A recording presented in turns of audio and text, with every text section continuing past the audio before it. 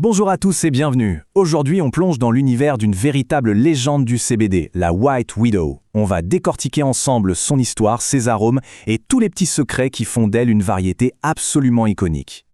Voilà, tout est dit. La White Widow, ce n'est pas juste une fleur de plus sur le marché. Non, c'est un véritable morceau d'histoire. Son parcours est aussi riche et complexe que son profil aromatique, et c'est ce qu'on va voir. Ok, alors, pour vraiment comprendre ce qui la rend si spéciale, il faut faire un petit retour en arrière. On va retracer son chemin depuis ses origines un peu lointaines jusqu'à sa culture de pointe aujourd'hui. Son pédigré est franchement fascinant. Il faut s'imaginer, elle est le fruit d'un mariage génétique assez unique entre une sativa du Brésil et une variété hybride du sud de l'Inde. Et sa qualité a été reconnue quasi immédiatement. En 1995, bim, elle remporte un des prix les plus respectés du milieu. Aujourd'hui, il est cultivé en Suisse, en intérieur, avec une précision d'horloger qui garantit une constance impeccable. Et justement, cette qualité constante, elle ne vient pas de nulle part. Le secret, c'est cette culture en intérieur. Ça permet aux producteurs de tout maîtriser, mais alors absolument tout. La lumière, l'humidité, les nutriments. C'est cette approche quasi scientifique qui assure que chaque fleur va pouvoir exprimer son plein potentiel, à chaque fois. Allez, passons maintenant à ce qui fait vibrer l'essence. L'odeur et le goût de la White Widow, c'est vraiment au cœur de sa réputation. On va décortiquer ensemble ce qui lui donne ce caractère si particulier, si reconnaissable. Voilà sa signature. Un parfum qui est à la fois complexe et très naturel. C'est un peu comme une promenade en forêt juste après la pluie, vous voyez? Cette odeur de terre, de pin, avec une petite touche épicée qui vient relever le tout. C'est vraiment ça. Bonne question, n'est-ce pas? La réponse, en fait, elle est purement chimique.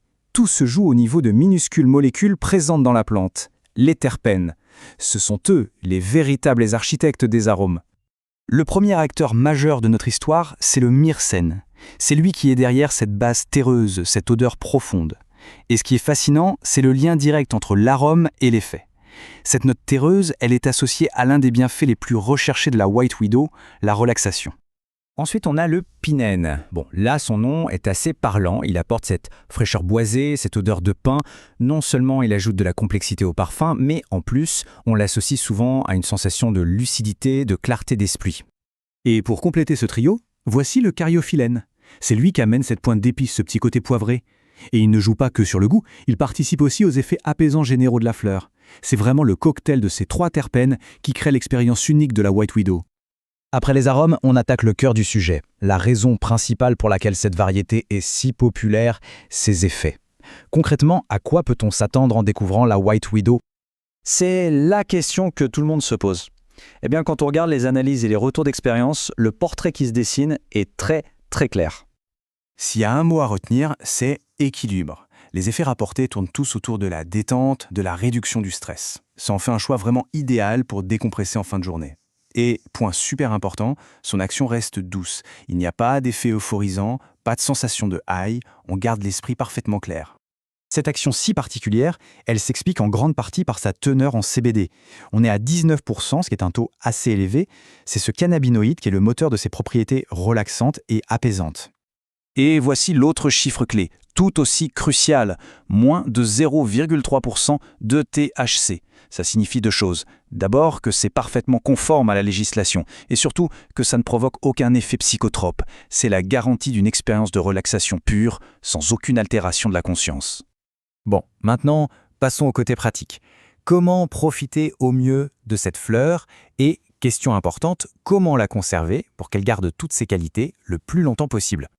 Préparer une infusion, c'est très simple, mais il y a un détail qui change tout. Après avoir effrité les fleurs et les avoir laissées infuser, il y a une étape essentielle, ajouter un corps gras. Ça peut être un peu de lait, de l'huile de coco. Pourquoi? Parce que le CBD est liposoluble. En gros, il a besoin de gras pour être bien assimilé par l'organisme. C'est vraiment l'astuce pour une absorption efficace. Pour la conservation, il faut protéger les fleurs de leurs trois ennemis jurés, la lumière, l'air et l'humidité.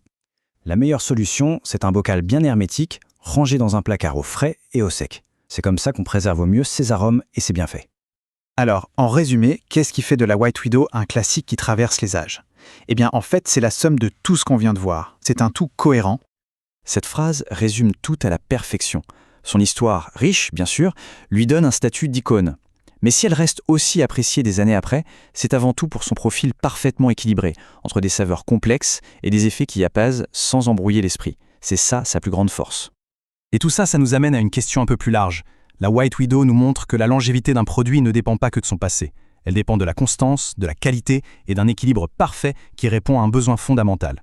C'est peut-être ça finalement, la vraie définition d'un classique. Merci d'avoir suivi ce décryptage et à très bientôt.